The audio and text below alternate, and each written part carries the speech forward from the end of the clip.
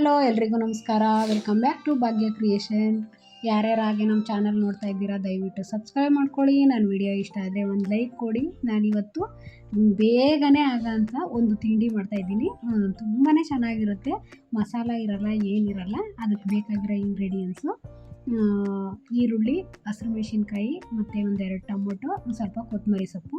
ಇನ್ನು ಬೇರೆ ಏನು ಜಾಸ್ತಿ ಇಂಗ್ರೀಡಿಯೆಂಟ್ಸೇ ಬೇಡ. ಮತ್ತು ಇಲ್ಲಿ ನಾನು 2 ಗ್ಲಾಸ್ ಅಕ್ಕಿ ತೊಗೊಂಡಿದ್ದೀನಿ. ನಾನಿವತ್ತು ಹುರಿದಕ್ಕಿ ಉಪ್ಪಿಟ್ಟು ಮಾಡ್ತಾಯಿದ್ದೀನಿ. ತುಂಬಾ ಚೆನ್ನಾಗಿರುತ್ತೆ. ಅಂದರೆ ಮಾಮೂಲಿ ನಾವು ಪಲಾವ್ ಎಲ್ಲ ತಿಂತಾ ಇರ್ತೀವಿ. ಬೆಳಗ್ಗೆ ಹೊತ್ತು ತುಂಬ ಫಾಸ್ಟಾಗಿ ತಿಂಡಿ ಆಗಬೇಕು ಅಂತ ಅಂದ್ಕೊಂಡಿರ್ತೀವಿ. ಮತ್ತು ಮಕ್ಕಳು ಖಾರ ಎಲ್ಲ ತಿನ್ನಲ್ವಲ್ಲ, ಹಾಗಾಗಿ ನಾನು ಸಿಂಪಲ್ಲಾಗಿ ಮಾಡ್ತಾಯಿದ್ದೀನಿ. ಇವಾಗ ಮೊದಲಿಗೆ ನಾನು ಗ್ಯಾಸ್ ಹಚ್ಚಿ ಒಂದು ಬಾಣಲಿನ ಇಟ್ಕೋತಾ ಇದ್ದೀನಿ. ಇವಾಗ ನಾನು 2 ಗ್ಲಾಸ್ ಅಕ್ಕಿ ತೊಗೊಂಡಿದ್ನಲ್ಲ, ನಾನಿಲ್ಲಿ ನೆನೆಸಿಲ್ಲ.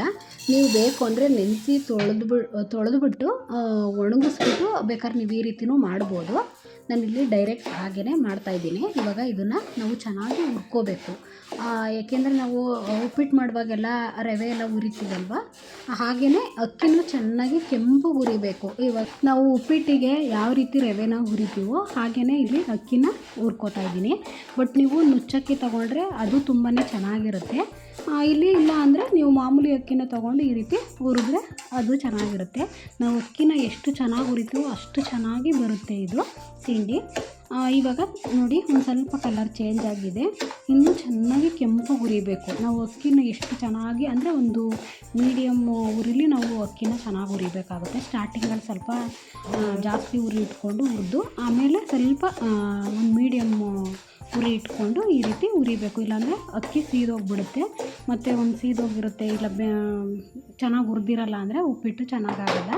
ಅಂದರೆ ಇದು ಉಪ್ಪಿಟ್ಟು ಥರ ಸ್ಮೆಲ್ ಬರುತ್ತೆ ಅಷ್ಟೇ, ಬಟ್ಟು ಟೇಸ್ಟ್ ಅಂತೂ ಅಷ್ಟು ಡಿಫ್ರೆಂಟಾಗಿರುತ್ತೆ. ಬೇಕಾದ್ರೆ ಒಂದು ಸಲ ಟ್ರೈ ಮಾಡಿ, ತುಂಬಾ ಚೆನ್ನಾಗಿದೆ. ನೋಡಿ, ಈ ರೀತಿ ಕೆಂಪು ಹುರಿಬೇಕು, ಆವಾಗಲೇ ನಮಗೆ ಚೆನ್ನಾಗಿ ಬರೋದು. ನಾವಿಲ್ಲಿ ನೆನೆಸಿ ಮತ್ತು ತೊಳೆದ್ಬಿಟ್ಟು ಒಣಗಿಸ್ಬಿಟ್ಟು ಅದನ್ನು ಈ ರೀತಿ ಹುರಿದ್ಬಿಟ್ಟು ಮಾಡ್ಬೋದು. ನಾನಿಲ್ಲಿ ಡೈರೆಕ್ಟಾಗಿ ಹಾಗೇ ಹುರಿದು ಎತ್ತಿಡ್ತಾಯಿದ್ದೀನಿ. ಇವಾಗ ಇದೇ ಗ್ಯಾಸ್ ಮೇಲೆ ನಾನು ಒಂದು ಕುಕ್ಕರ್ನ ಇಟ್ಕೋತಾ ಇದ್ದೀನಿ. ಇವಾಗ ಇದಕ್ಕೆ ಸ್ವಲ್ಪ ಎಣ್ಣೆನ ಹಾಕೋತಾ ಇದ್ದೀನಿ. ನಿಮಗೆ ಬೇಡ ಅಂತಂದರೆ ತುಪ್ಪ ಬೇಕಾದ್ರೂ ಹಾಕೋಬೋದು. ಬಟ್ ಇದಕ್ಕೆ ಜಾಸ್ತಿ ಎಣ್ಣೆನೂ ಅವಶ್ಯಕತೆ ಇಲ್ಲ. ಈಗ ಕೆಲವ್ರಿಗೆ ಡಯಟ್ ಮಾಡೋರು ಇರ್ತಾರೆ, ಪೇಷಂಟ್ಗಳು ಇರ್ತಾರೆ, ಇಂಥವ್ರಿಗೆಲ್ಲ ಈ ತಿಂಡಿ ತುಂಬಾ ಯೂಸ್ಫುಲ್ ಆಗುತ್ತೆ. ಇವಾಗ ಇದಕ್ಕೆ ಸಾಸಿವೆ ಹಾಕ್ಕೊಳ್ಳೋಣ. ಎಣ್ಣೆ ಕಾಯ್ದ ಮೇಲೆ ಚಟಪಟ ಅಂತ ಚೆನ್ನಾಗಿ ಸಿಡಿಬೇಕು. ಸಾಸಿವೆ ಸಿಡಿದಾದ್ಮೇಲೆ ನಾವು ಈರುಳ್ಳಿನ ಹಾಕ್ಕೊಳ್ಳೋಣ. ಇವಾಗ ಬೆಳಗ್ಗೆ ಎದ್ದು ತಿಂಡಿ ಮಾಡೋದು ಅಂದರೆ ತುಂಬ ರುಚಿಯಾಗುತ್ತೆ. ಇವಾಗೆಲ್ಲ ಸೋಂಬೇರಿ ರೈಸು, ಆ ರೈಸು ಈ ರೈಸು ಅಂತ ಮಾಡಿ ಹಾಕ್ತಾಯಿರ್ತಾರೆ ವಿಡಿಯೋಗಳ್ನ. ಆದರೆ ಸೋಂಬೇರಿ ರೈಸ್ಗಿನ್ನ ಇದು ತುಂಬಾ ಚೆನ್ನಾಗಿರುತ್ತೆ. ಬಟ್ ಇದು ಅದು ಬೇರೆ ಸಪ್ರೇಟ್ ಗೊಜ್ಜೆಲ್ಲ ಮಾಡಿ ಹಾಕ್ಕೋಬೋದು. ಇದು ಹಾಗೆ ಅಂದರೆ ಸೇಮ್ ಪಲಾವ್ ಹೇಗೆ ಮಾಡ್ತೀವೋ ಅದೇ ರೀತಿ, ಬಟ್ ಸ್ಪೈಸಿ ಇರಲ್ಲ. ಇವಾಗ ನೋಡಿ, ಈರುಳ್ಳಿ ಹಾಕೊಂಡ್ಮೇಲೆ ನಾನು ಹಸಿರು ಮೆಣಸಿನ್ಕಾಯಿ ಮತ್ತು ಕರಿಬೇವನ್ನ ಹಾಕ್ಕೊಂಡು ಚೆನ್ನಾಗಿ ಫ್ರೈ ಮಾಡ್ಕೊತಾ ಇದ್ದೀನಿ. ತುಂಬ ಈಸಿಯಾಗುತ್ತೆ ಮತ್ತು ಗ್ಯಾಸ್ಟ್ರಿಕ್ ಆಗೋಲ್ಲ, ಎದೆ ಉರಿಯಲ್ಲ. ಈ ರೀತಿ ಮಾಡ್ಕೊಂಡು ತಿನ್ನೋದ್ರಿಂದ ಅಕ್ಕಿದು. ಈಗ ಮಾಮೂಲಿ ರವೆದೆಲ್ಲ ತಿಂದರೆ ಗ್ಯಾಸ್ಟ್ರಿಕ್ಕು ಅಂತಾರೆ ಮತ್ತು ಎದೆ ಉರಿ ಅಂತ ಹೇಳ್ತಾರೆ. ಅಂಥವ್ರಿಗೆ ಈ ರೀತಿ ಮಾಡಿಕೊಡ್ಬೋದು. ಮತ್ತು ಇವಾಗ 2 ಟೊಮೊಟೊನ ಕಟ್ ಮಾಡಿ ಇಟ್ಕೊಂಡಿದ್ದೆ. ಒಂದು ಸ್ವಲ್ಪ ಚೆನ್ನಾಗಿ ಫ್ರೈ ಆಗಿರಬೇಕು ಈರುಳ್ಳಿ. ಆಮೇಲೆ ನೀವು ಟೊಮೊಟೊನ ಹಾಕ್ಕೊಳ್ಳಿ. ಇದ್ರ ಜೊತೆಗೆ ಸ್ವಲ್ಪ ಪುಡಿ ಉಪ್ಪನ್ನು ಹಾಕ್ಕೊಂಡು ಸ್ವಲ್ಪ ಫ್ರೈ ಮಾಡಿಕೊಂಡ್ರೆ ಬೇಗ ಫ್ರೈ ಆಗುತ್ತೆ ಟೊಮೊಟೊ. ಹಾಗಾಗಿ ನಾನು ಇವಾಗ ಸ್ವಲ್ಪ ಪುಡಿ ಉಪ್ಪನ್ನು ಹಾಕ್ಕೋತಾ ಇದ್ದೀನಿ. ನೋಡ, ಇದನ್ನು ಚೆನ್ನಾಗಿ ಫ್ರೈ ಮಾಡ್ಕೊತೀನಿ. ಯಾವಾಗಲೂ ನಾವು ಪಲಾವು, ಮಸಾಲೆ ಐಟಮ್ ಎಲ್ಲ ತಿಂತಾ ಇರ್ತೀವಲ್ವ, ಅದ್ರ ಬದಲು ಸಿಂಪಲ್ಲಾಗಿ ಈಸಿಯಾಗಿ ಆಗುತ್ತೆ. ಅರ್ಜೆಂಟಲ್ಲಿ ಬೆಳಗ್ಗೆ ಎದ್ದು ಏನು ಮಾಡೋದಪ್ಪ, ಡ್ಯೂಟಿಗೆ ಹೋಗಬೇಕು, ಟೈಮ್ ಆಯಿತು. ಕೆಲವು ಟೈಮ್ ತರಕಾರಿ ಇರೋಲ್ಲ ಮನೇಲಿ, ಬರೀ ಈರುಳ್ಳಿ ಟೊಮೊಟೊ ಇರುತ್ತೆ. ಬರೀ ಈರುಳ್ಳಿ ಟೊಮೊಟೊ ಹಸಿರು ಮೆಣಸಿನ್ಕಾಯಿ ಇಷ್ಟಿದ್ರೆ ಸಾಕು, ಆರಾಮಾಗಿ ಮಾಡ್ಕೋಬೋದು. ಈ ಗ್ಲಾಸಲ್ಲಿ ನಾನು ನೋಡಿ, ಇವಾಗ ಚೆನ್ನಾಗಿ ಅದು ಈರುಳ್ಳಿ ಟೊಮೊಟೊ ಎಲ್ಲ ಫ್ರೈ ಆಗಿದೆ. ಆ ಗ್ಲಾಸಲ್ಲಿ ನಾನು 2 ಗ್ಲಾಸು ಅಕ್ಕಿನ ತೊಗೊಂಡಿದ್ದೆ. ಅದೇ ಗ್ಲಾಸಲ್ಲಿ ನಾನು ಇವಾಗ 4 ಗ್ಲಾಸು ನೀರು ಹಾಕ್ಕೋತಾ ಇದ್ದೀನಿ. ಏಕೆಂದರೆ ನಾವು ಬೇರೆ ಪಲಾವೆಲ್ಲ ಮಾಡುವಾಗ ಅಕ್ಕಿನ ನೆನೆಸ್ಬಿಟ್ಟು ನಾವು ಒಂದು ಅರ್ಧ ಗ್ಲಾಸು ಅಕ್ಕಿ ನೆಂದಿದೆ ಅನ್ನೋ ಕಾರಣಕ್ಕೆ ನಾವು ಒಂದು ಅರ್ಧ ಗ್ಲಾಸ್ ನೀರನ್ನ ಕಡಿಮೆ ಮಾಡ್ತೀವಲ್ವ. ಇದಕ್ಕೆ ಯಾವುದೇ ರೀತಿ ನೀರು ಕಡಿಮೆ ಮಾಡೋ ಅವಶ್ಯಕತೆ ಇಲ್ಲ. ಮತ್ತು ಇದು ಸೀದೋಗಲ್ಲ. ಪಲಾವೆಲ್ಲ ಮಾಡಿದಾಗ ತಳ ಸಿಯೋದೆಲ್ಲ ಆಗುತ್ತಲ್ಲ, ನೀವು ಹೇಗೆ ಎಣ್ಣೆ ಕಡಿಮೆ ಹಾಕಿ ಮತ್ತು ನೀರನ್ನ ಸ್ವಲ್ಪ ಇನ್ನೂ ಒಂದು ಅರ್ಧ ಗ್ಲಾಸ್ ಜಾಸ್ತಿನೇ ಹಾಕಿ ಯಾವುದೇ ಕಾರಣಕ್ಕೂ ಸೀದೋಗಲ್ಲ. ಇವಾಗ 4 ಗ್ಲಾಸ್ ನೀರು ಹಾಕ್ಬಿಟ್ಟು ನಾನು ಇಲ್ಲಿ ಉಪ್ಪನ್ನ ಹಾಕಿ ಮಿಕ್ಸ್ ಮಾಡ್ಕೊತೀನಿ. ನೀವು ನೋಡಿಕೊಂಡು ಹಾಕ್ಕೊಳ್ಳಿ. ಇವಾಗ ಯಾಕೆಂದರೆ ತರಕಾರಿ ಎಲ್ಲ ಹಾಕಿಲ್ವಲ್ಲ, ಬರೀ ರೈಸಿಗಲ್ವ, ಅದಕ್ಕೆ ಮಾತ್ರ ನೀವು ಹಾಕ್ಕೋಬೇಕಾಗುತ್ತೆ. ಇಲ್ಲಾಂದರೆ ಉಪ್ಪಾಗ್ಬಿಟ್ರೆ ತಿನ್ನೋದಕ್ಕಾಗಲ್ಲ. ಆಲ್ಮೋಸ್ಟು ಉಪ್ಪಿಟ್ಟುಗಳೆಲ್ಲ ಉಪ್ಪಾಗ್ಬಿಟ್ರೆ ತಿನ್ನೋಕ್ಕೆ ಆಗಲ್ಲ. ಹಾಗಾಗಿ ಬಟ್ ಉಪ್ಪಿಟ್ಟು ಥರ ಫ್ಲೇವರ್ ಬರುತ್ತೆ, ಟೇಸ್ಟ್ ಮಾತ್ರ ಡಿಫ್ರೆಂಟಾಗಿರುತ್ತೆ. ಇವಾಗ ನೋಡಿ ನೀರೆಲ್ಲ ಹಾಕಿ ಉಪ್ಪು ಹಾಕಿ ಮಿಕ್ಸ್ ಮಾಡಿದ್ಮೇಲೆ ನಾನು ಹುರಿದಿರೋ ಅಕ್ಕಿನ ಡೈರೆಕ್ಟು ಹಾಕ್ಕೋತಾ ಇದ್ದೀನಿ.